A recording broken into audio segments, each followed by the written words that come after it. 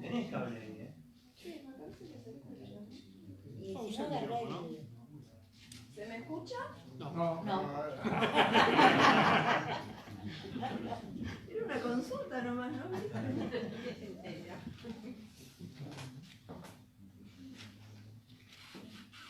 Buenas tardes, mi nombre es Viviana de Sousa Bento, soy vicepresidente del Instituto de Derecho Público y Ciencias Políticas del Colegio de Abogados de Rosario y nos encontramos reunidos a los efectos de presentar y comentar el libro publicado por el presidente de nuestro instituto, que es, digamos que es el doctor Jorge Alberto Ripani, docente de Derecho Político, además es de Historia Constitucional Argentina e Historia Constitucional Latinoamericana de la Facultad de Derecho de la UNR. Ya dijimos, presidente del instituto. El libro se denomina Claves para comprender el estatuto legal del coloniaje, una investigación sobre la principal creación jurídica de la década infame, con prólogo del doctor Ricardo Andrés Fernández, profesor titular de Historia Constitucional Argentina de la Facultad de Derecho. Los panelistas que van a acompañar al autor son el doctor Marcelo Bulo, que es doctor en Ciencia Política por la Universidad del Salvador, magíster en Relaciones Internacionales por el Institut Universitario. ¿Qué será esto? Yo de francés no sé nada. El Instituto Universitario e Internacional, Universidad de Ginebra, graduado en Estudios Internacionales por la Escuela Diplomática de Madrid, docente de la UNLA. La doctora Eloísa Ródenas, profesora de Historia, ex integrante del área de Cultura de Santa Fe. El doctor Francisco Iturraspe, docente de Derecho Político de la Integración de la Facultad de Derecho de la Universidad Nacional de Rosario. Es también doctor en Ciencias con mención Derecho Universidad Central de Venezuela. También debemos destacar la presencia del diputado mandato cumplido Ángel Baltusi, del diputado Nicolás Mayoraz, de los concejales mandato cumplido Alfredo Curi, Fernando Rosúa, del director de Policía de Tránsito de la Municipalidad de Rosario, Fabricio Loja, de la profesora de Derecho Político e Historia, Anaí Fernández, de la Universidad Nacional de Rosario, de la profesora Sandra Torres, de Sucesiones, de la Universidad Nacional de Rosario, ambas de la Facultad de Derecho, del doctor Fernando Ventura, profesor de Ciencias Económicas, de Ulises Lanza, docente de Historia Constitucional, de el profesor Román Felipelli y de representantes del Centro Entrerriano Francisco Ramírez Biblioteca. Debemos también dejar constancia que asisten colaboradores de cátedra como el señor Juan Pablo Leguiza, ayudante mío de Derecho Constitucional, que el año pasado fue honrado con la publicación de su ponencia, que estuvo muy buena en un evento que hicimos oportunamente. El libro no es mi actividad, digamos, mencionar de qué se trata, pero en realidad acá los panelistas van a hacer un amplio panorama al respecto. Es un libro muy interesante, puesto que ancla en la década infame, que va desde el golpe de Estado de 1930 al golpe de Estado de 1943, pero evidentemente el autor analiza la continuidad de este estatuto de coloniaje, las nuevas normas que se incorporan a él, o sea que es un libro bastante abarcativo, muy interesante, interesa a diversos profesionales, no solo del derecho, de la historia, de la política, y nos pintan un panorama nacional e internacional que pocos de nosotros tenemos la habilidad de relacionarlo y proponer avances al respecto, como lo ha hecho el autor. Luego de las exposiciones va a haber un periodo de preguntas y respuestas que también voy a coordinar, y por cierto, las personas que deseen certificado de asistencia, los mismos son opcionales, queda odioso pero salen 150 pesos. Vamos a pasar una nota con donde van a escribir su nombre y apellido si desean certificado, y pueden pasar a abonar por la Secretaría del Colegio, que es la oficina que queda en la entrada. Bueno, como acostumbro a hablar mucho y no me convocaron para eso, me voy a callar y vamos a dar paso a esta jornada tan interesante. Muchas gracias.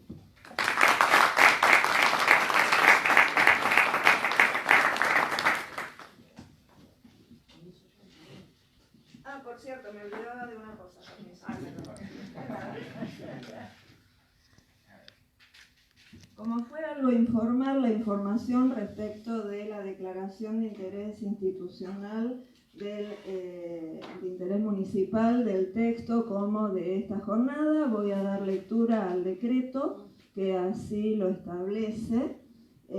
Por parte del Consejo Municipal. Artículo 1. Declárase de interés municipal el libro Claves para comprender el Estatuto Legal del Coloniaje del doctor Jorge Alberto Ripani, que se presentará el viernes 4 de octubre del corriente año a las 18:30 y dentro del ámbito del Instituto de Derecho Público y Ciencia Política Ateneo Arturo Jaureche, del Colegio de Abogados, ubicado en Boulevard Oroño, 1542 de Rosario, por contribuir al acervo cultural de nuestra ciudad y por poner a disposición de la ciudadanía una herramienta literaria fundamental, siempre en miras de mantener y transmitir el legado de Forja.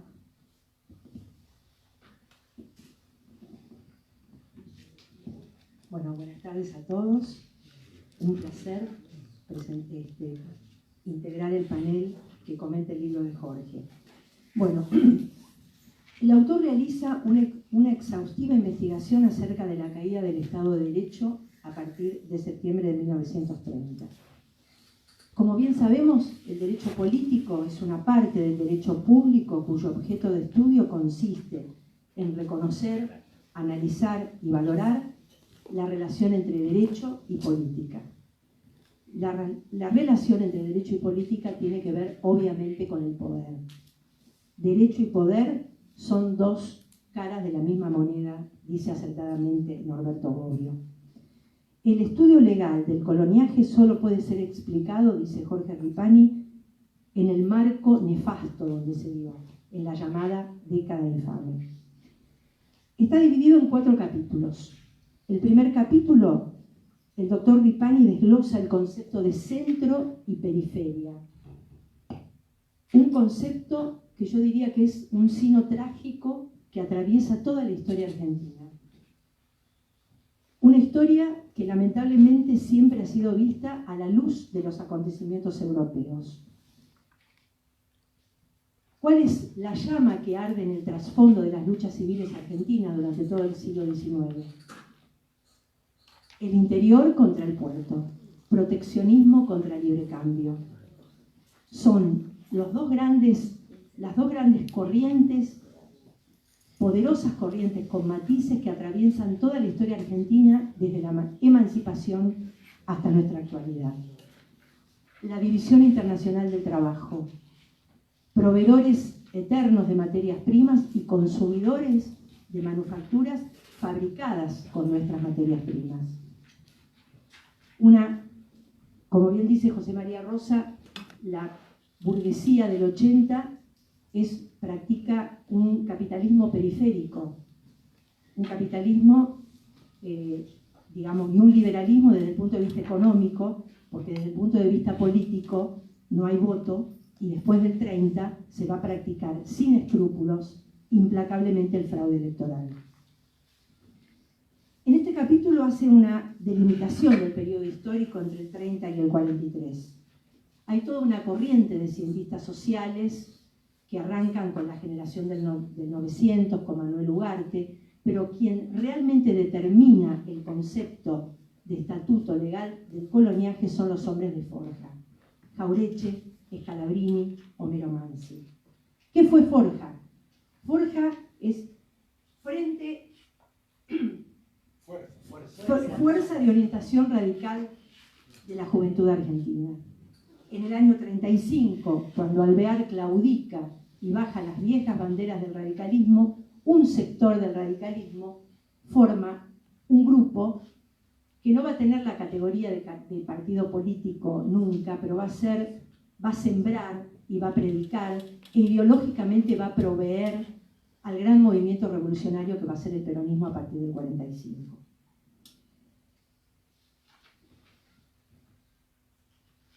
A Forja se acercaron muchos intelectuales y políticos latinoamericanos: Velasco Ibarra, Paz Estenssoro, creador del movimiento nacional en Bolivia. Forja influye notablemente en la nacionalización del petróleo en México bajo la presidencia de Lázaro Cárdenas.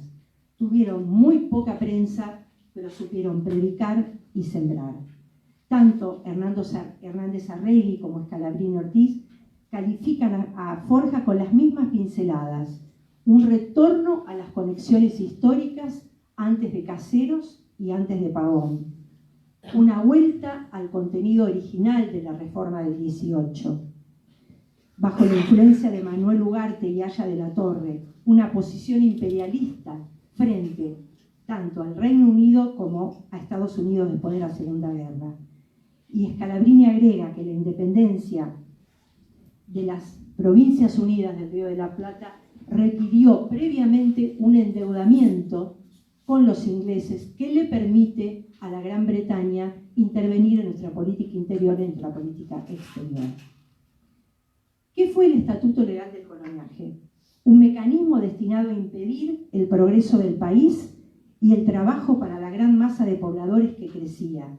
Y además, completa José Luis Torres, una entrega de la política monetaria a los poderosos intereses foráneos. Legalización del pool extranjero exportador de carnes. El Tratado Roca-Runciman entrega la entrega del capital británico del transporte de Buenos Aires, la renovación de concesiones del servicio eléctrico, empréstitos externos de desbloqueo de utilidades y reconversión de la deuda externa pública. Dice Hernández Arregui, la forma jurídica de la entrega del país. Por supuesto, hay otras corrientes historiográficas, incluso actualmente. Yo lo escuchaba el otro día en un programa de televisión a Luis Alberto Romero hablar hacer un panegírico del gobierno de Justo, actualmente, ahora, en el 2019. Haciendo un elogio de lo que él llama los partidos frente populistas en el año 32. ¿Cuál fue el contexto político de la década del 30 y el impacto de la crisis del 29? Todos sabemos muy bien que la caída de la Bolsa de Nueva York en el año 29 es uno de los fenómenos que explica y explica y comprende la caída de las democracias burguesas en el mundo. La gente vuelve a tener desconfianza. Los partidos políticos tradicionales se ven anómicos frente a una realidad al pulverizarse el sistema económico internacional. Precisamente esto coincide con la década infame. Gana muchos puntos la revolución bolchevique en la Argentina, se organiza el Partido Comunista en la Argentina. En el capítulo 2 explica el doctor Fernández uno de los hechos más trágicos de la década infame. La Corte en pleno, la Corte Suprema de Justicia de la Nación, visitó a Uriburu y para salvar sus puestos y con total antijuridicidad aplicó la doctrina del gobierno de facto y acepta su instalación. Se convierte en un apéndice del gobierno de facto. Todos sabemos muy bien que nuestra Constitución Nacional no acepta la derogación de un gobierno constitucional salvo a través del juicio político. Hasta su actitud, basa su actitud en la tesis de un magistrado canadiense. La Corte pasa a ser un órgano del gobierno de facto. Avala detenciones, torturas, cesantías, intervenciones a las universidades. Es bueno reflotar el nombre de los jueces que avalaron tal genocidio. Roberto Repetto, José Figueroa Alcorta, Antonio Sagarna y Ricardo Guido Lavalle. Se abre un camino de quebrantamiento institucional que se cierra afortunadamente en 1983. ¿Cómo se consolidó el fraude? El órgano político, el soporte político de la década infame fue la concordancia. ¿Qué fue la concordancia? La alianza de tres partidos: los conservadores, el Partido Demócrata Nacional y los radicales antipersonalistas. Marcelo Torcuato de Alvear apoya el golpe y desde París califica a Irigoyen de falso y de revolucionario fracasado. En 1931, con este delirio que muchas veces tiene la derecha argentina, que lo conocemos, pensando que el pueblo que estaba avalando el golpe, se llama elecciones.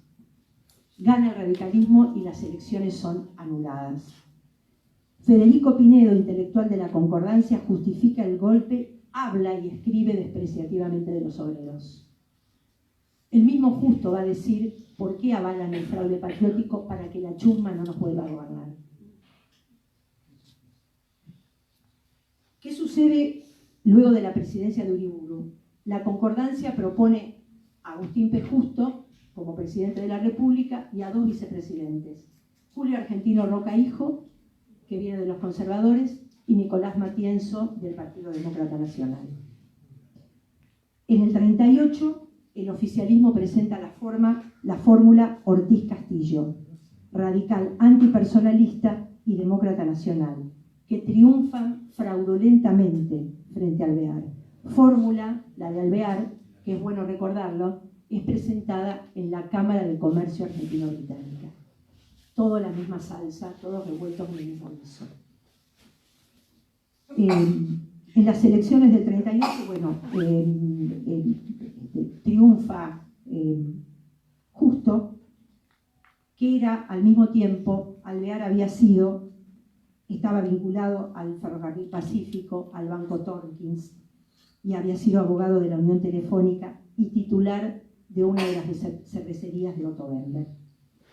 El oficialismo propone en el año 38 la candidatura de Robustiano Patrón Costa y Simón de Iriondo, mientras se prepara el fraude.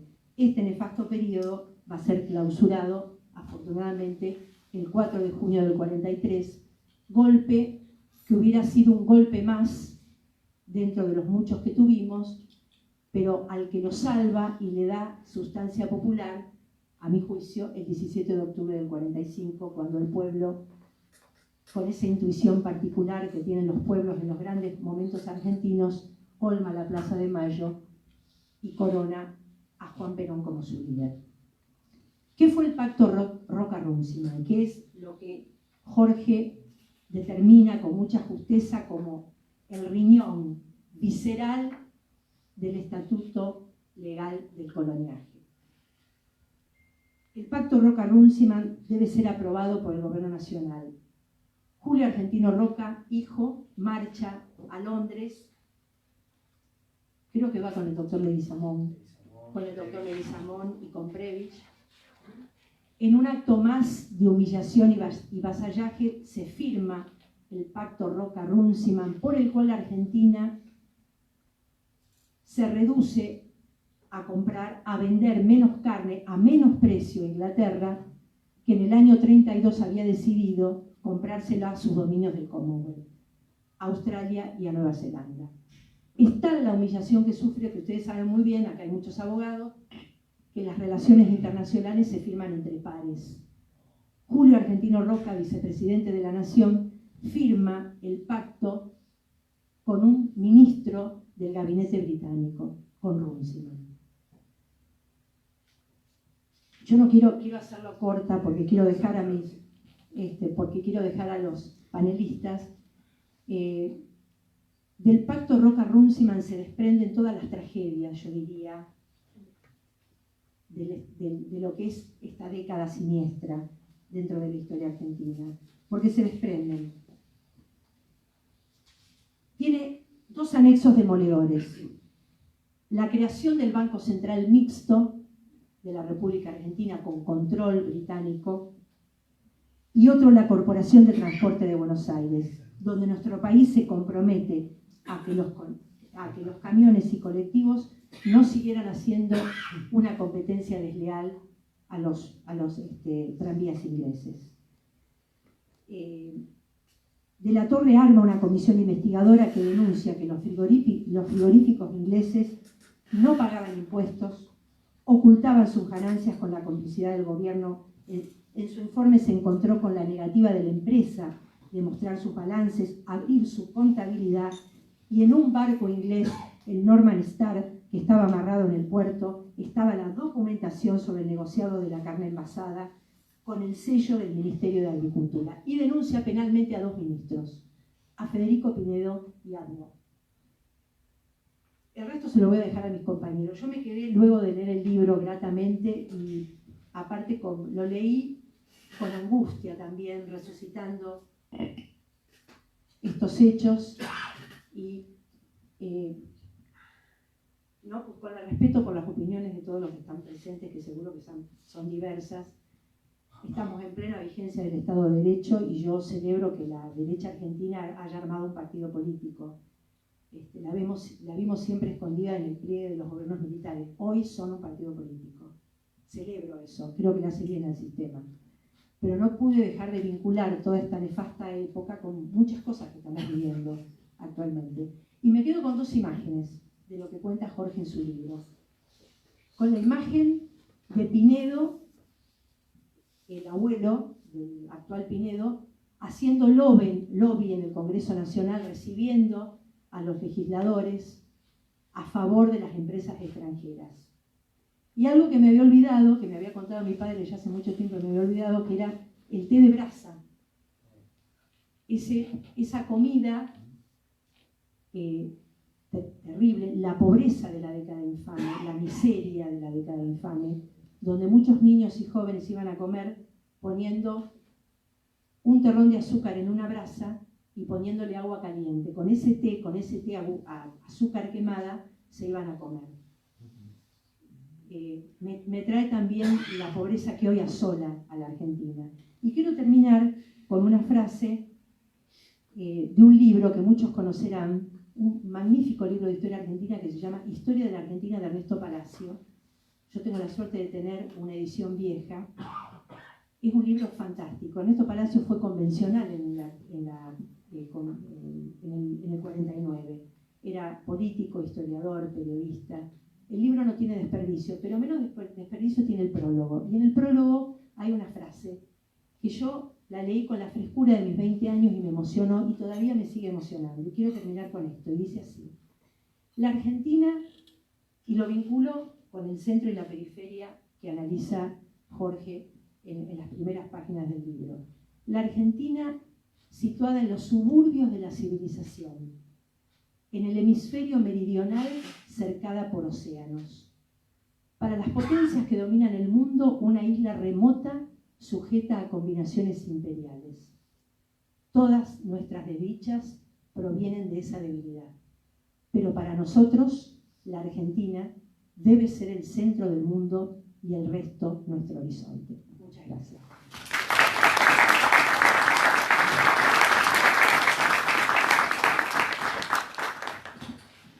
Bueno, buenas tardes o buenas noches ya.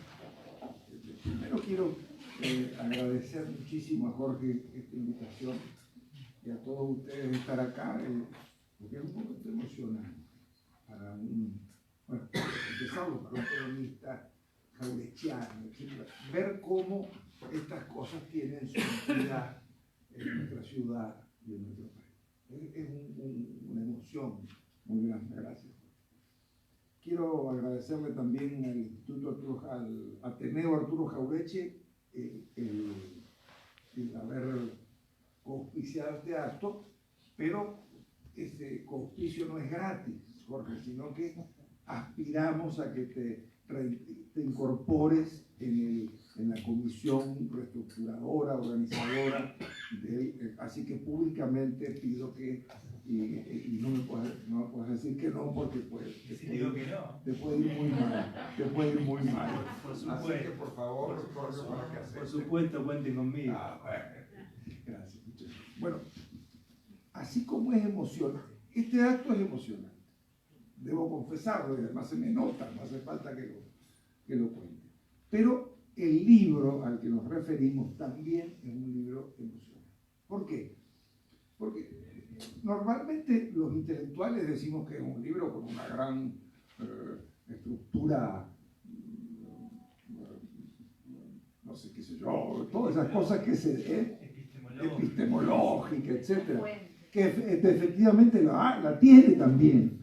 Pero sobre todo yo quisiera destacar el aspecto de rescatar emocionalmente de dónde estamos, porque lo decía la doctora Rodenas, la profesora Rodenas, las cosas que nos están pasando no son, no vienen del mes pasado. Algunas de las cosas que dice este señor, que el país lo ha nombrado presidente, 70 años y qué sé yo creo que tiene razón. ¿Qué más? Este libro es una demostración de que estas cosas que tenemos vienen de muy lejos, vienen incluso mucho más allá de la década infame, provienen de todo lo que pasó en Argentina en el siglo XIX, que no vamos a entrarle. Para eso recomiendo también el libro de Palacio, ¿cómo no? Es un libro fantástico, Pepe Rosa también citado por la profesora. Pero bueno, entonces, ¿para qué nos sirve el libro? Yo creo que el libro es sensacional desde el punto de vista pedagógico. Por algo, el profesor es un pedagogo.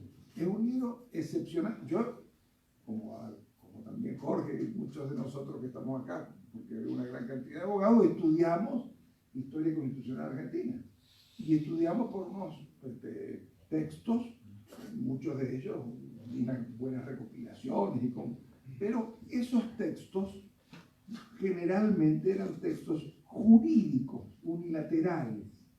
Este es un libro que tiene una gran virtud que hay que poner arriba de la mesa, que es interdisciplinario. No es fácil la interdisciplinariedad entre nosotros. Es difícil. ¿Por qué? Porque cada uno tenemos nuestra capillita en la cual nos sentimos confortables, una zona de confort. Y hoy en día, después de todo lo que ha pasado desde el punto de vista que ocurrió en las ciencias sociales, no se puede explicar nada si no es interdisciplinariamente. Por eso es que la primera felicitación a Jorge es haber encarado en forma interdisciplinaria este tema. Claro, la interdisciplinariedad no es una cosa sencilla, repito, es una cosa complicada, sobre todo porque estamos juntando disciplinas, que usar la palabra estaron epistemológicamente en crisis. El derecho es si es que es una ciencia, que yo lo dudo muchísimo, está en crisis. El derecho tanto como mecanismo para resolver los problemas de la sociedad, los problemas concretos de la gente, como pseudo o presunta ciencia, no convence prácticamente a nadie. Todo el mundo incluso hace leña del árbol caído y hay que tratar de, por ende, evolucionar, y hay propuestas concretas en nuestra ciudad, en nuestra universidad, tenemos propuestas concretas de cómo renovar esa cuestión complicada. Pero no solo el derecho, también la historia ha sufrido una grave crisis desde el punto de vista, de nuevo, epistemológico, de nuevo. Pero la historia ha sido, gracias a Brodel, gracias a la Escuela de los Anales, gracias ¿por qué voy a hablar de Brodel y de la Historia de los Anales y no de Pepe Rosa o de Reto Palacio? Ha logrado, dentro de esa crisis general de las ciencias sociales, eso que hoy en día se llama posmodernismo, posmodernidad, etcétera, etcétera, ha logrado una entidad propia. Y este libro tiene esa virtud. El hilo conductor de esa interdisciplinaridad, ¿cuál es? La historia. Y esa historia, pero además no es cualquier historia, es una historia viva, es una historia que cuando lo matan a Enzo Bordavere, no es simplemente un asesinato en la sala del Congreso de la Cámara de Diputados, del Senado de la República, sino que es todo un símbolo de... Nada puede simbolizar más esa terrible tragedia, pero ese terrible entramado que se fue construyendo jurídicamente para defender los intereses foráneos. Los intereses foráneos no son ni malos ni buenos, son intereses. Lo que es malo es que haya argentinos que defiendan los intereses foráneos. Entonces, bueno, el libro trasciende entonces en forma muy valiente, hay que decirlo, es muy valiente. ¿Por qué? Porque no cualquiera se mete a un tema como este con ese criterio y con esa trayectoria que va en contra absolutamente del estatus jurídico argentino, que realmente nuestra universidad afortunadamente va cambiando, tiene cambios muy importantes, pero en nuestra universidad a nosotros no nos enseñaban la Constitución de 1949. Era simplemente un momento bastante denostado, por cierto, con bastante poca objetividad. Hoy en día, traer la historia al claustro es efectivamente un tema central, un tema fundamental, porque es lo que nos va a dar la visión de la realidad. Vamos a tener, bueno, en general, esa, entre comillas, dogmática jurídica, que no es dogmática jurídica, sino que es un remedio de dogmática jurídica imperante en muchos de nuestros claustros, repito, remedio de dogmática jurídica, porque no es la dogmática jurídica de las universidades en serio que hacen dogmática jurídica en serio. Nosotros tenemos una especie de reflejo de esa dogmática a veces mal aprendida. Pero afortunadamente, repito, y este libro es una prueba de eso, hay un cambio profundo en la universidad y este cambio se refleja en los estudiantes. Es interesantísimo conversar con nuestros estudiantes en la Facultad de Derecho, no por casualidad. En la Facultad de Derecho, podemos decirlo sin pelos en la lengua, tradicionalmente es una facultad gorila, para decirlo en términos coloquiales.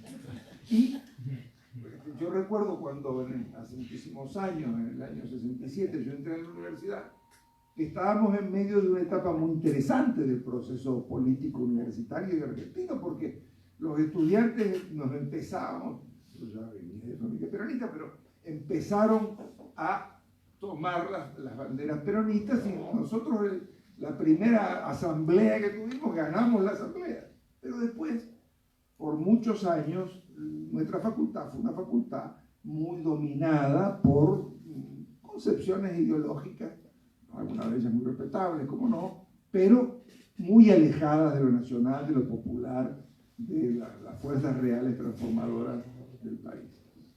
Entonces,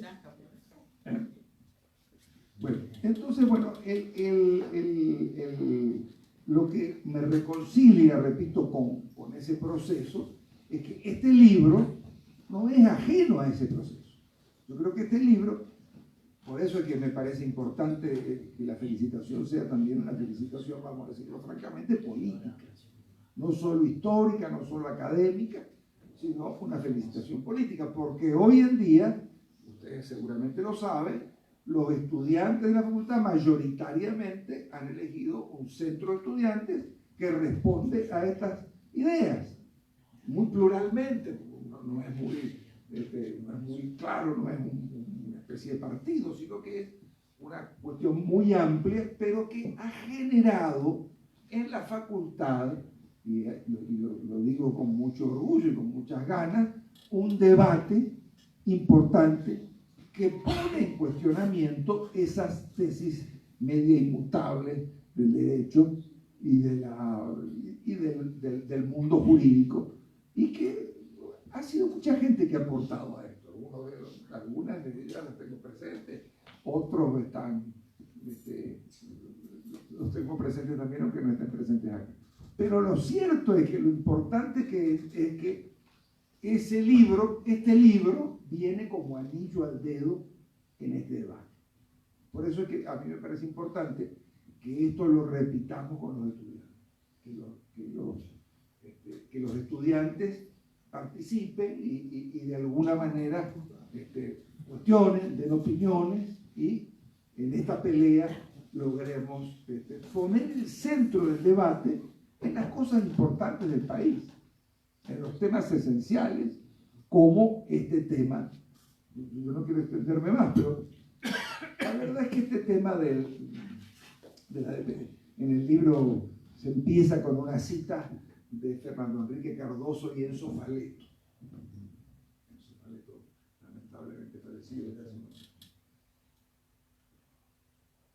Y entonces esto es un tema muy en boga en nuestra generación, el tema de la teoría de la dependencia. Pasaron muchos años y muchos aguas bajo los puentes, o bajo los... En esa época creo que todavía no teníamos el puente este hermoso que tenemos. Pasaron muchos años y la teoría de la dependencia quedó arrumada un poco en el rincón de los recuerdos. Y hoy en día, alguna gente, parece mentira, en Europa, en Estados Unidos, etc., está empezando a ver de nuevo esta teoría. Frente a algunas cosas, voy a ser muy breve porque si no voy a quitarle el tiempo a los compañeros. Por ejemplo, hoy en día, ¿cómo veríamos la teoría? China es un país dependiente, forma parte de la periferia. Evidentemente no. China se ha convertido, ustedes saben qué quiere decir la palabra China. Centro del mundo. China es el centro. Y hoy en día, entonces, quizá podemos plantear dos hipótesis. Una hipótesis es que el cambio ha transformado la periferia en centro y que por ende este proceso que estamos viviendo va a generar un cambio de ese tipo. Y otro es que ya no va a haber, que va a haber ya la propuesta, el sueño, diría los internacionalistas como mi amigo Gullo, es un mundo pluricéntrico, multipolar, en donde precisamente eso permita una mundialización más fraterna o fraterna, contradiciendo las mundializaciones que en tantos siglos han venido desarrollándose.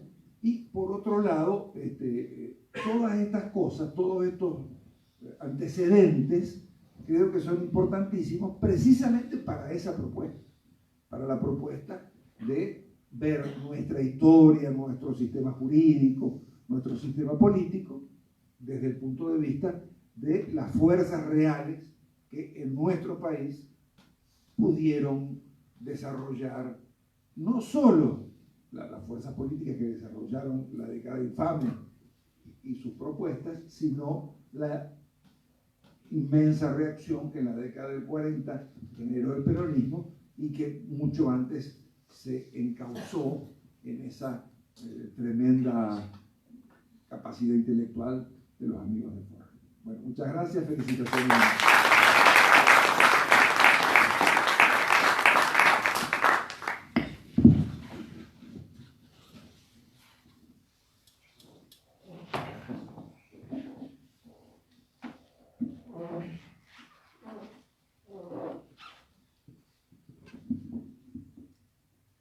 Buenas tardes.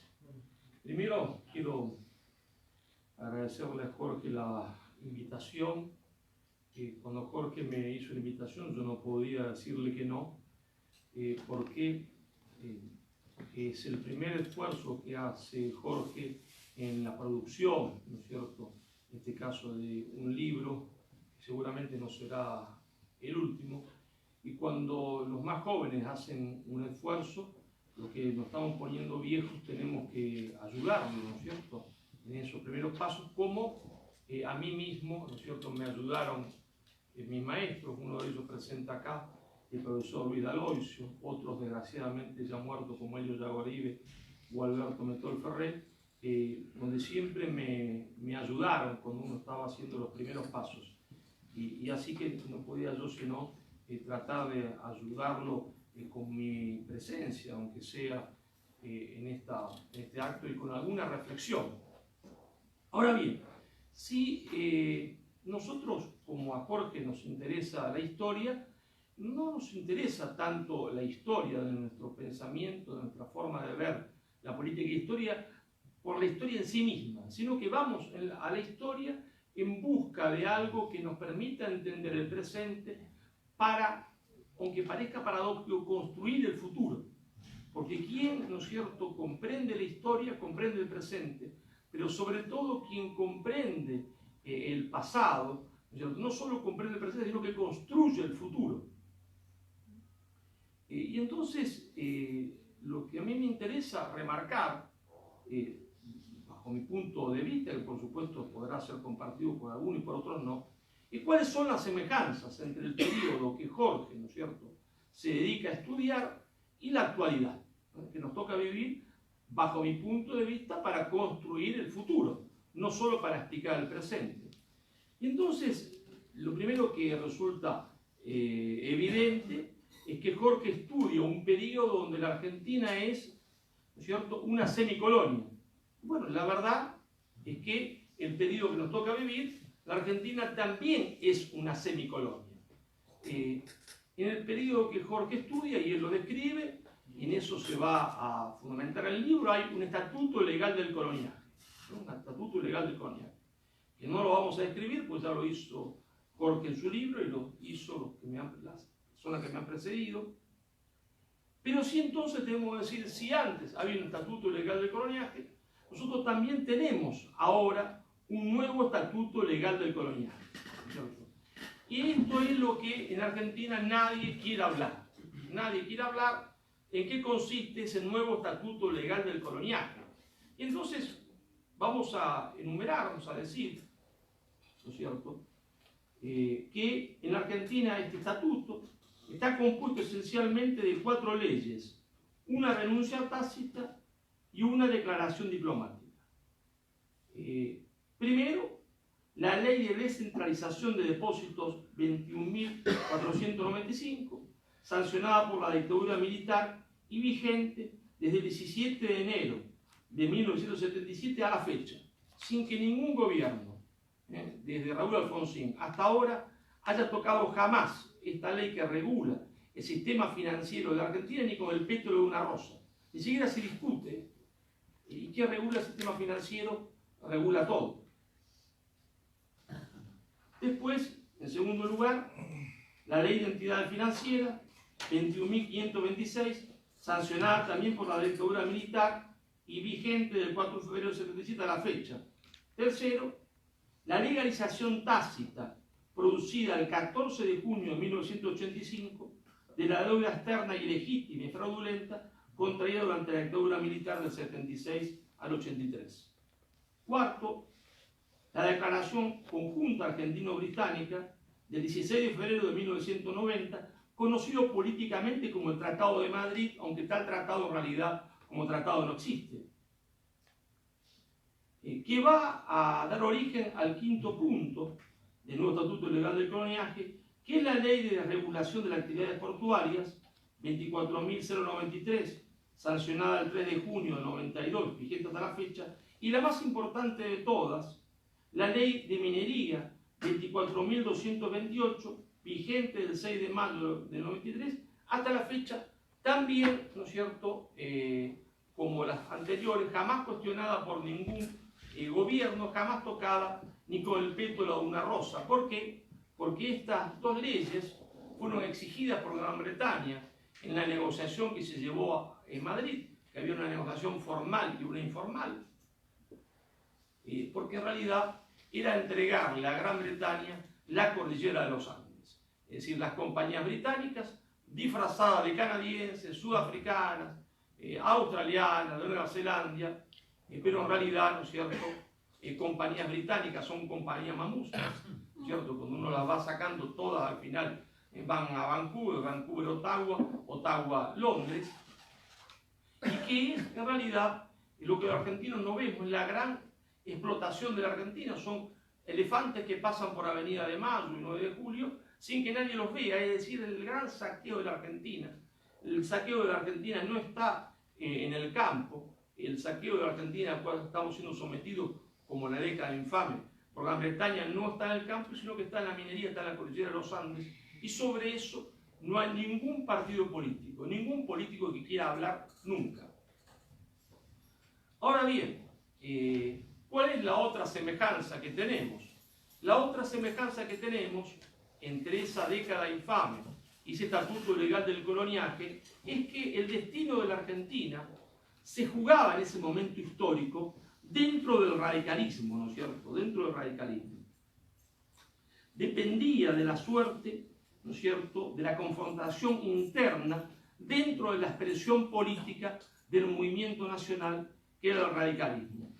¿Y cómo estaba compuesto ese radicalismo?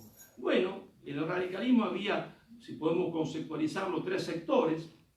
El sector que yo denomino de perseverantes, es decir, aquellos que perseveraban en la doctrina y los principios de Irigoyen. Ahí estaba la gente que fue a formar Forja, ¿no es cierto?, Cabreche, de Lepiani, etc.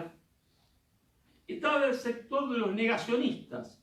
¿Qué eran los negacionistas? Bueno, aquellos que negaban, ¿no es cierto?, la doctrina y principios de Irigoyen, que la rechazaban, que no les parecía que esa doctrina tuviese ninguna importancia o que estaban totalmente en contra. Y en el medio, entre los, ¿no es cierto?, perseverantes, aquellos que perseveraban en la doctrina de Irigoyen y en principios, y los negacionistas estaban los oportunistas. Los oportunistas eran aquellos que habían entrado al Partido Radical para hacer carrera política, para hacer política sin importarle el contenido mismo del partido. Querían ser gobernadores y llegaban a ser gobernadores, o intendentes, o senadores, o concejales, pero que en realidad poco le importaban los principios del partido. Estos oportunistas lo había corruptos y no corruptos, lo había de los dos tipos. Y claro, se inclinaban a un bando o a otro dependiendo de dónde veían que había mayor relación de fuerza. En el caso del peronismo actual, en el caso de la expresión política del movimiento nacional, de su expresión política que es el justicialismo, creo que también se puede hacer el mismo paralelo que en esa época. Hay perseverantes, aquellos que perseveran en la doctrina y principios de Juan Perón y Eva Perón. Están los negacionistas, aquellos que niegan, ¿no es cierto?, la doctrina de Perón, que no les interesa, que piensan todo lo contrario de lo que pensaba Perón y Evita con respecto a todos los temas. Y en el medio están los oportunistas, ¿no es cierto?, que han hecho carrera dentro del peronismo. Algunos son intendentes, otros son gobernadores, otros son senadores, o pretenden serlo, y que se inclinan por uno u otro bando, ¿no es cierto?, dependiendo de la relación de fuerza. ¿De qué dependió el destino de la Argentina en la década infame? Justamente dependió de esa relación de fuerza entre los tres grupos que estaban contenidos dentro del radicalismo. En la década infame es evidente que, a pesar del enorme esfuerzo realizado por la gente de Forja, ganó el sector negacionista, aquellos que negaban el pensamiento y la doctrina de Irigoyen, apoyados por los oportunistas. ¿Y de qué depende la suerte de la Argentina hoy? ¿De qué depende que la Argentina deje de ser una semicolonia hoy? ¿De que logre rechazar el estatuto legal del coloniaje? Y depende exactamente de lo mismo, depende de quién triunfe dentro de las fuerzas que están compitiendo, que están peleando dentro del sector político que es la expresión política del movimiento nacional. Depende si ganan los perseverantes, si ganan los negacionistas, y en realidad depende también hacia qué bando se inclinen los oportunistas, que suelen ser la mayoría. Entonces, esas similitudes para mí son lo más importante a destacar, porque entonces el libro de Jorge nos sirve, ¿no es cierto?, realmente para comprender el presente que, como la década infame, claro, es un presente de miseria, de oprobio, de entrega, pero el destino de la Argentina de la década infame no dependía de lo que estaban haciendo en la entrega del país. El destino dependía del radicalismo. Todo el destino dependía del radicalismo.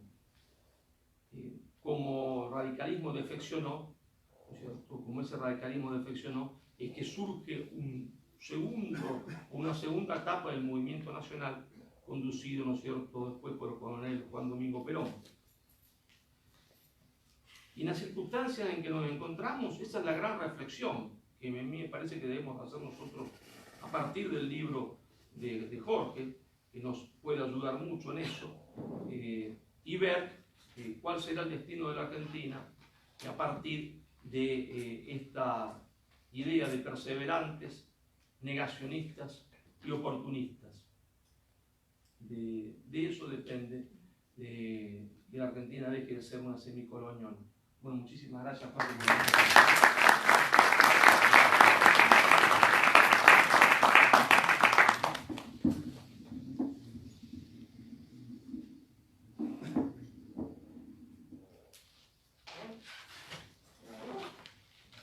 Está presente también, quiero agradecerle a Aníbal Porri, tesorero del Colegio de Abogados, también estaba presente gente que fue llegando, ¿no? Ricardo Brunet, secretario de mandato cumplido del Colegio de Abogados, bueno, no sé si me olvido de alguien más, bueno, el maestro Daloyo también lo mencionó recién Marcelo, lo cual eso a uno, ¿no es cierto?, la presencia de los amigos, de los maestros, de los profesores también hace que uno siga queriendo estudiar y dedicarse a esto.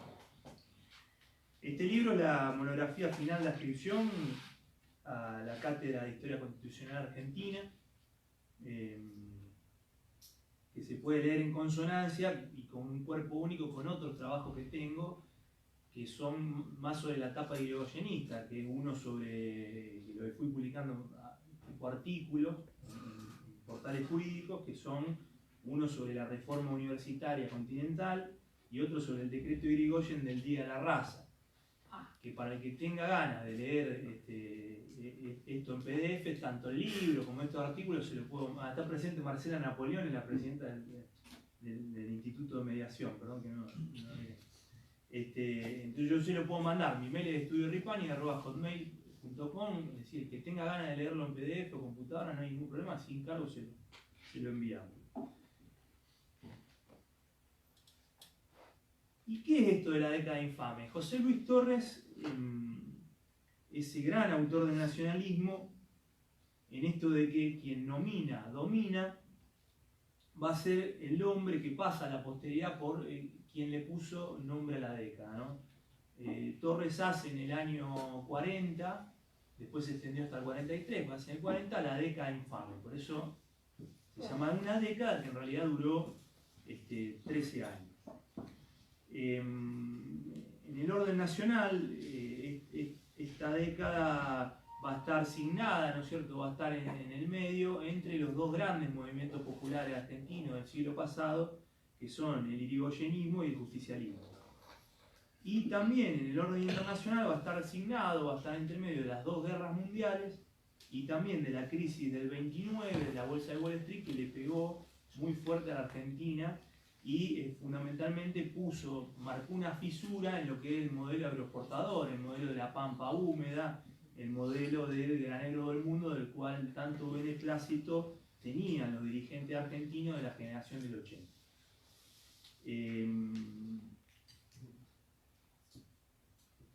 Nosotros cuando nos situamos, ¿no es cierto?, cuando decimos en el título directamente claves para comprender el estatuto legal del coloniaje, y abajo decimos una investigación sobre la principal creación jurídica de la década infame, estamos tomando postura epistemológica, estamos tomando postura del lugar donde se construyen los saberes, que parte, ¿no es cierto?, de la corriente historiográfica del pensamiento nacional, es decir, que como la gran madre, digamos, de la corriente historiográfica esta, y que toma la principal impugnación, como decía recién Iturraspe, de esta década, que va a estar dada por Forja, Fuerza de Orientación Radical para la Joven Argentina.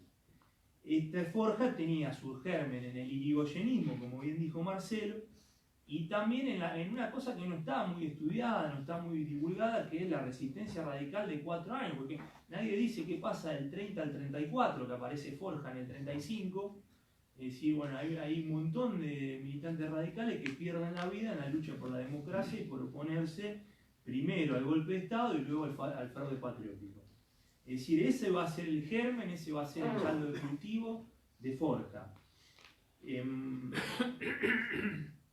Claro, en el 34, en realidad fines del 34, principio del 35, ¿qué es lo que pasa? La convención radical se reúne, tengan presente, ¿no?, fin de año, día 31, el primero día feriado, a las 2 de la madrugada. Esto uno lo cuenta para que comprendamos bien, ¿no? A las 2 de la madrugada del día 2 de enero del año 35, la convención radical decide arriar la bandera histórica, revolucionaria también del radicalismo, de la abstención, es decir, no presentarse cuando hay fraude, y pasa a convalidar una serie de leyes que se van a dictar. El Estatuto Legal del Coloniaje ya estaba, digamos, el Tratado de Roca-Ranciman ya estaba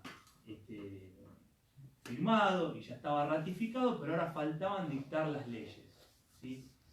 Entonces la Unión Cívica Radical levanta la abstención revolucionaria y pasa a formar parte del sistema, en parte porque muchos de los hombres de la Unión Cívica Radical querían ser, en ese sistema de lista incompleta, querían ser 1/3 de diputados, 1/3 de senadores, algunas provincias que se respetaron, que querían ser intendentes, concejales, etcétera, etcétera.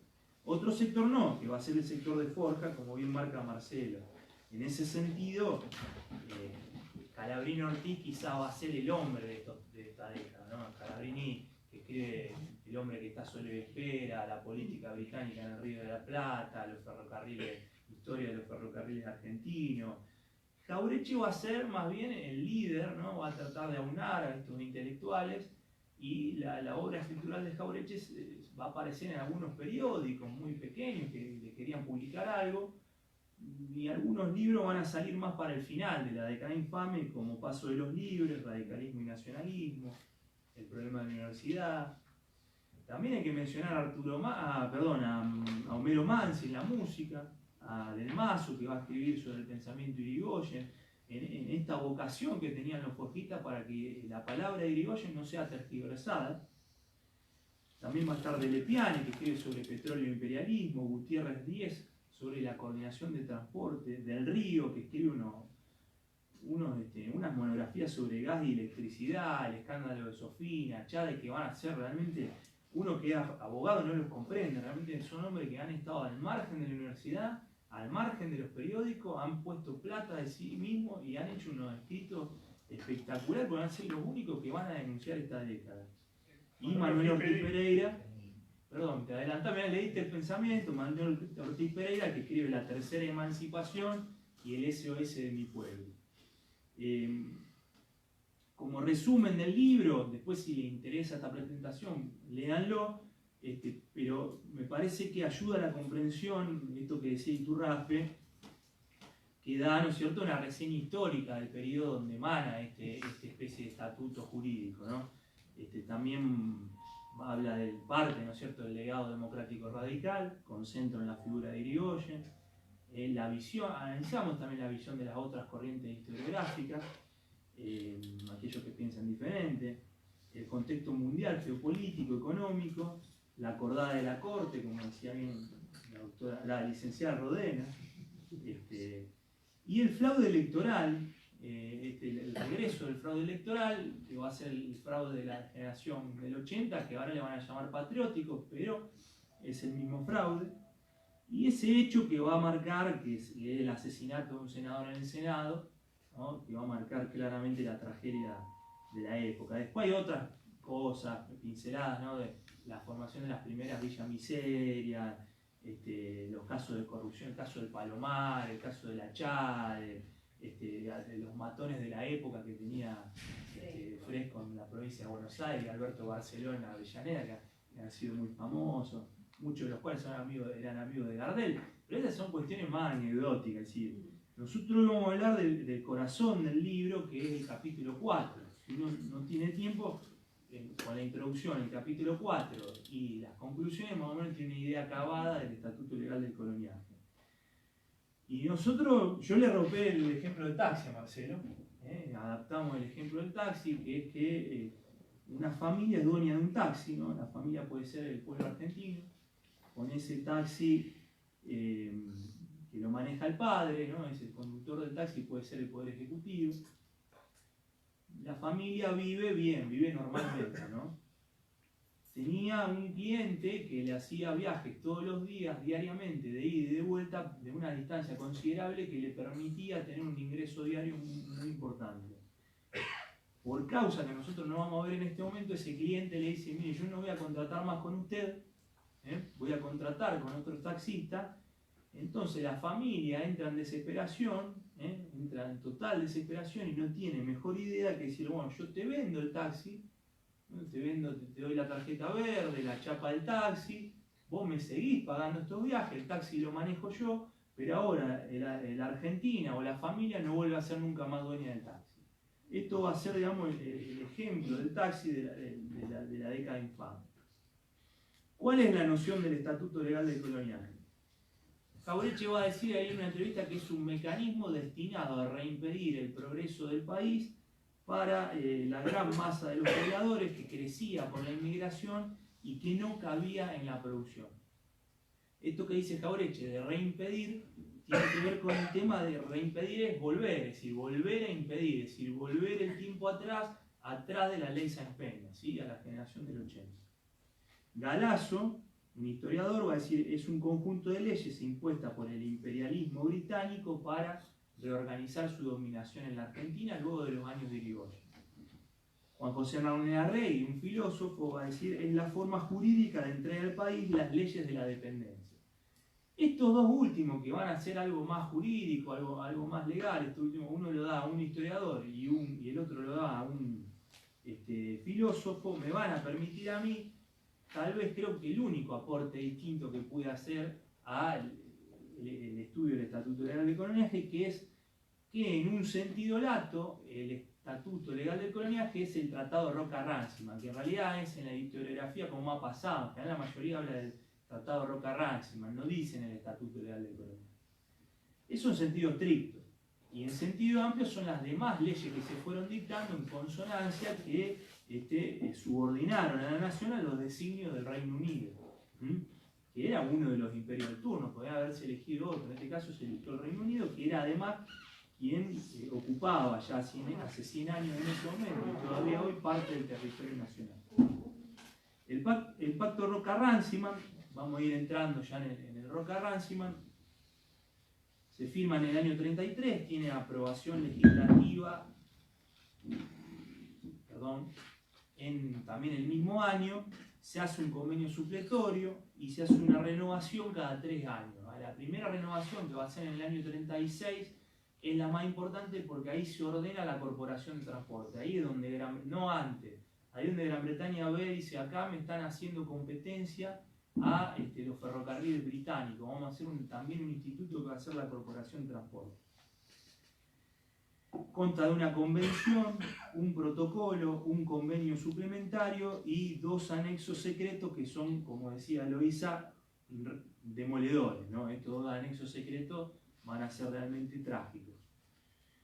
En ese sentido, la oligarquía que dominaba el Senado todavía para la época de Irigoyen, no le aprobó a Irigoyen el convenio el convenio Davernon. Davernon era un inglés que había viajado a la Argentina, había generado un acuerdo con Irigoyen un poco más beneficioso, que era, bueno, seguimos comprando la cuota de carne, pero ustedes, bueno, se comprometen a comprar ciertos repuestos para los ferrocarriles argentinos, que en realidad argentinos tenían muy poco, ¿no?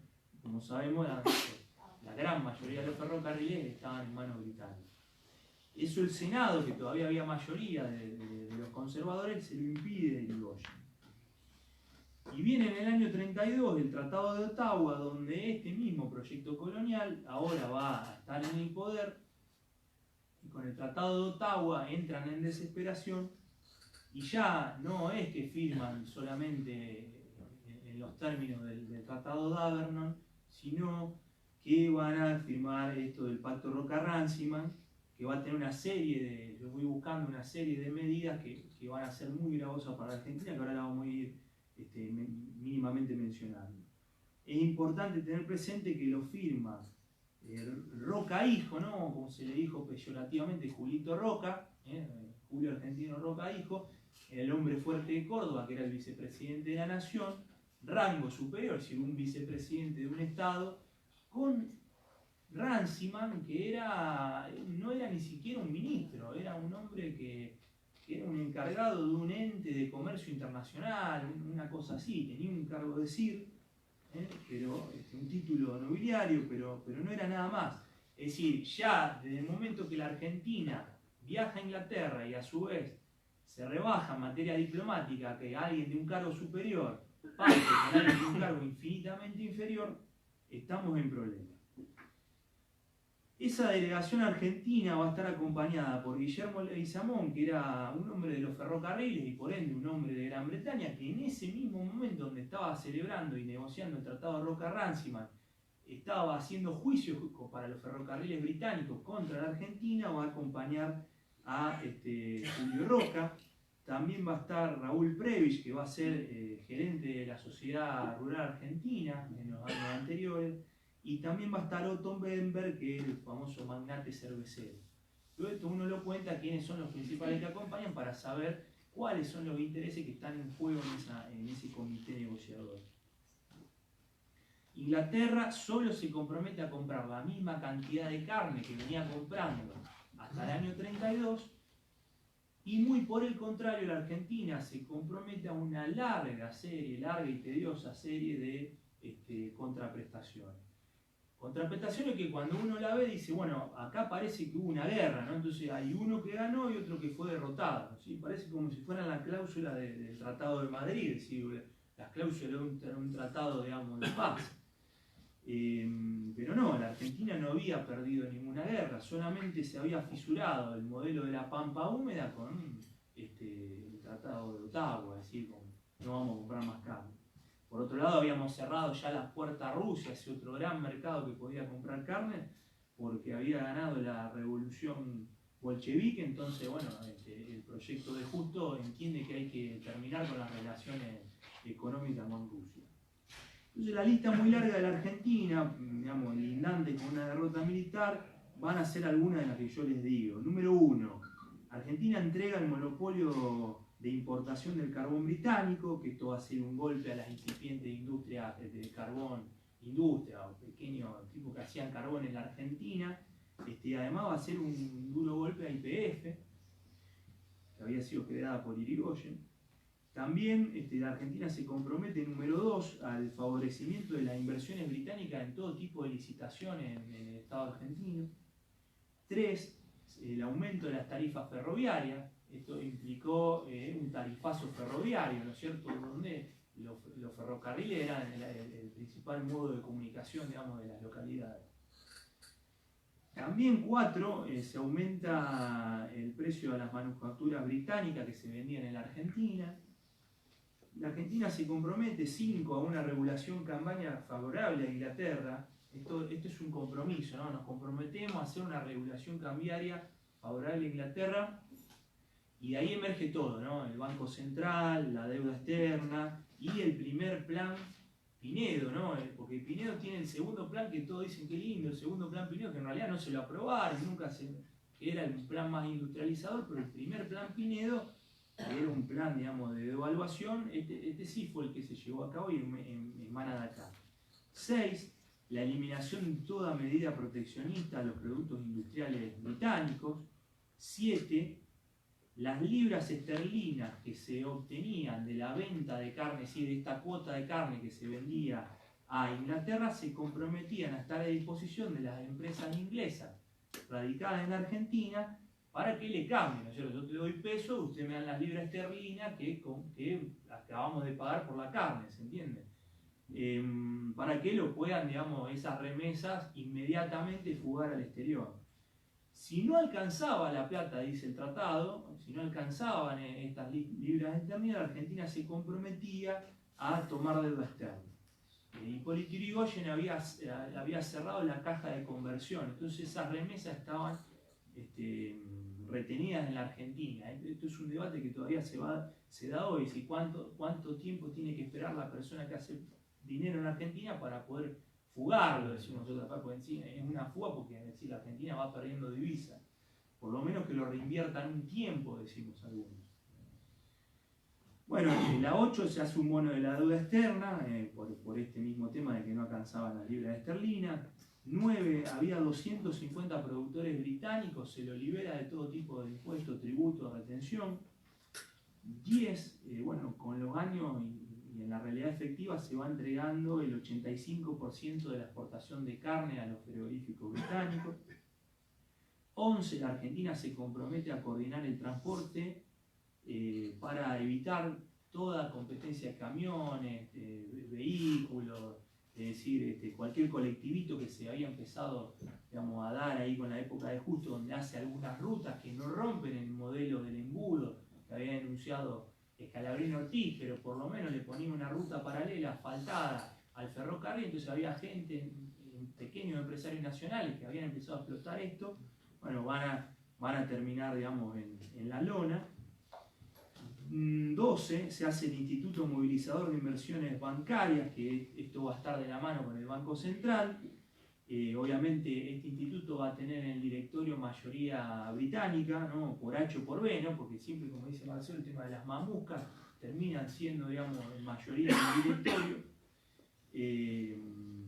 Y este instituto movilizador, con este lindo nombre, en realidad lo que hizo es lo que se llama hoy la estatización de la deuda privada, que era básicamente rescatar deuda de terratenientes, pues aparte no había un criterio, sino que era arbitrario, se seleccionaba quién se la hacía y quién no, rescatar deuda, digamos, para que no se le rematen los latifundios a ciertos terratenientes, que por un lado los beneficiaba a ellos, pero por otro lado beneficiaba a los bancos británicos que habían perdido liquidez, porque no es lo mismo tener un deudor que me va a pagar que tener un deudor al cual le tengo que hacer un juicio para rematarle el campo, ¿se entiende? 13. Y ahí donde aparece la figura de Lisandro de la Torre, quizá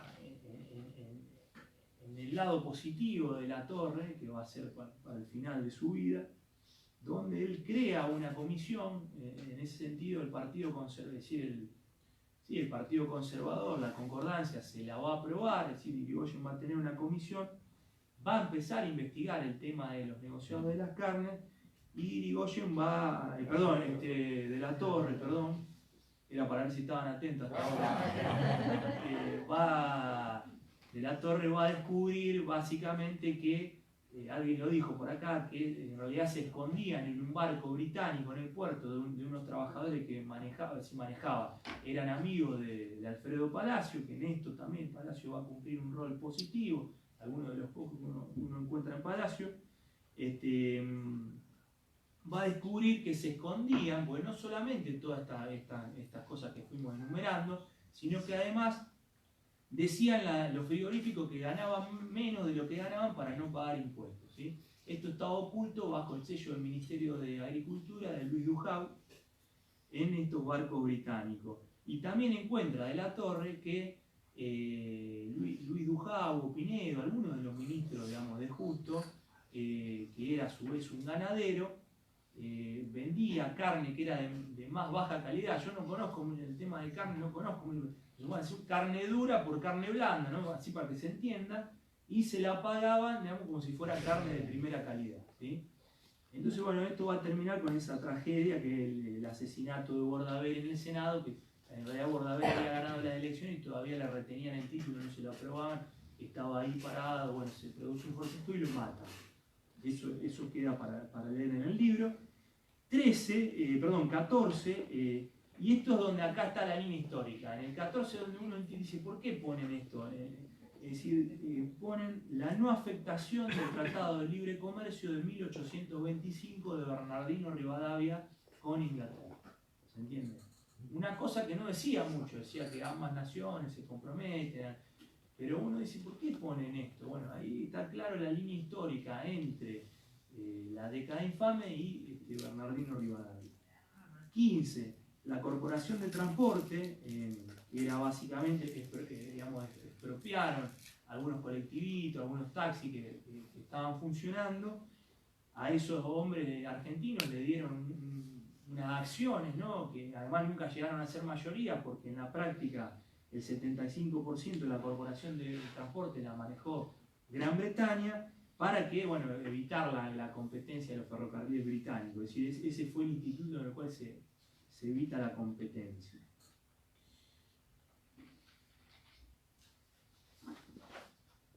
Es decir, que pasa una cosa que pocas veces se vio, que un Estado-nación le entrega el monopolio del transporte de su ciudad capital, se entiende, su ciudad más protegida, la ciudad donde funcionan sus autoridades, a el eterno adversario, ¿no? Aquel que tiene parte de su del territorio argentino ocupado, ¿no? Esto incluyó otras cosas, ¿no? El tema de, bueno, comprar solamente repuestos británicos y no de Estados Unidos, que estaba creciendo, eliminar los talleres argentinos donde se arreglaban los vehículos, una serie de cosas que, digamos, vienen por añadidura a este tema, de eliminar los transportes nacionales. 16. Se convierte la deuda externa en la provincia de Buenos Aires, que esto no la hace el Banco Provincia, que era aquel banco llamado para hacer esta intermediación, sino que la va a hacer la financiera de Otto Bember, ¿no? Ahí le pagan a Otto Bember, que había acompañado a la delegación argentina a Londres. Estos títulos que se cotizaban al 15% del valor nominal son rescatados al 100%. Es decir, que fue una pérdida de dinero enorme para la provincia de Buenos Aires.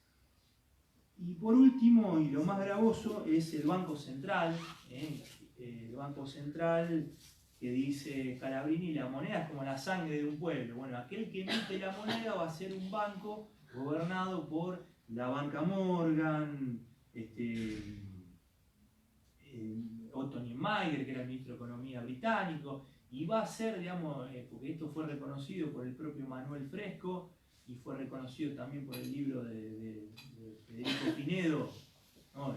Pinedo de esa época, que escribe Tiempos de Democracia, cuando en realidad también no había democracia, era fraude patriótico. Él le pone el libro Tiempos de Democracia, reconoce que esta ley había sido redactada en inglés directamente, la tradujeron y la presentaron, digamos, para su aprobación. Este Banco Central recibe títulos y reservas de oro argentinos, ¿sí? Irigoyen deja 449 millones de euros sellados de reservas. Para el año 35 había bajado prácticamente a la mitad. Y este Banco Central, dominado su directorio por por bancos británicos, va a ser el único emisor de moneda y el único dador de crédito nacional. Es decir, que era un elemento disciplinador también de las provincias. Yo le doy a la provincia que me conviene arbitrariamente y también le doy a la industria que me conviene o no me conviene. Si no fue un banco de desarrollo, sino un banco para evitar el desarrollo de la industria nacional que pueda competir con la industria o los ferrocarriles británicos. Y además el banco podía exigir rendir cuentas a la Argentina cada 3 meses y la Argentina no le podía exigir rendir cuentas al banco nunca. Ahí lo de Forja hace una noción fundamental, que es decir, crean una fuerza superior a la nación misma, a las provincias y a las municipalidades. Este banco central en mano británica va a ser realmente un monstruo. Roca hijo va a decir, bueno, y esto, por eso uno dice, nos ceñimos a las palabras de los propios hombres de la década. Roca va a decir, Roca, Leguizamón, era algo que lo repetían varios, ¿no? En los mitines, ¿no? En las reuniones, va a decir, la Argentina es la joya más preciada de la corona británica. Esta no solamente es la frase con la cual mayor desparpajo o una colonia ha expresado su subordinación a lo largo de la historia, si nunca se encontró, porque además estaban contentos de ser eso y de competir con las demás naciones del Commonwealth, no sé si lo pronuncié bien, es decir, las colonias británicas, es decir, Argentina quería ser una colonia británica, sino que además los estudios, y en esto quiero estar preciso, los estudios de Scalabrini y Ortiz demuestran que en materia de cantidad de vehículos, longitud de vías, consumos de maquinarias por habitante, marina mercante, electricidad, telares, depósitos bancarios y de ahorros, importaciones totales, la Argentina estaba en el último puesto con respecto a todas las colonias británicas. Probaba también Scalabrini algo más. La Argentina estaba en el primer lugar en materia de mortalidad infantil, estaba peor que una colonia británica. Y por último, probaba algo trágico, en trágica composición, la riqueza nacional argentina, ganadera y agrícola, era superior a la de todos esos dominios juntos. ¿Sí? Bueno, sintetizando la exposición, ¿no es cierto? El que nomina, domina. La década infame va a ser para la historiografía mayoritaria el nombre que se utiliza. En ese sentido, nos sacamos el sombrero ante José Luis Torres, que de la nada nomina una década y pasa a la posteridad con esto. Sintetizando también, ¿no es cierto?, el capítulo 4 es el más importante porque habla del Estatuto Legal del Coloniaje. Hay un estatuto en sentido estricto, que es el Tratado Roca-Ranciman, y un estatuto legal del coloniaje en sentido amplio, que son las demás leyes. De todas estas, la medida más importante y gravosa es el Banco Central, y la frase de Roca hijo va a ser la que corone, digamos, la expresión, digamos, de esta década. Finalmente yo quería decir, con Scalabrini, dice Scalabrini, luchar es en cierta manera sinónimo de vivir. Se lucha con la gleba para extraer un puñado de trigo. Se lucha con el mar para transportar de un extremo a otro del planeta mercaderías y ansiedades. Se lucha con la pluma, se lucha con la espada y el fusil. El que no lucha se estanca, como el agua. El que se estanca se pudre. Estamos aquí, bajo el nivel de la tierra, como una semilla. Bueno, en tiempos como el presente, bien descrito por mi maestro Marcelo Gullo, uno escribe esto no con vanidad, sino con la mera expectativa de la fe, ¿no?, de la esperanza, de que este libro sea un eslaboncito, ¿no?, una nueva cadena epistemológica de construcción de saberes, de construcción del conocimiento, para que las nuevas generaciones argentinas puedan edificar en algún momento un destino de grandeza, justicia social, libertad y dignidad. Muchísimas gracias.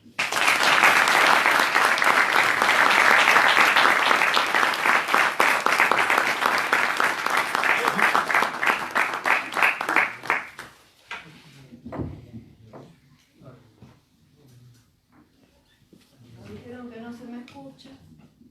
Bueno, agradecemos a los panelistas el nivel de exposición realmente que es indiscutible, al doctor Lipani. Abrimos unos minutos de diálogo. Bueno, a mí particularmente me gustaría decir algo. Primero que lo felicito a Jorge Ripani, que realmente cada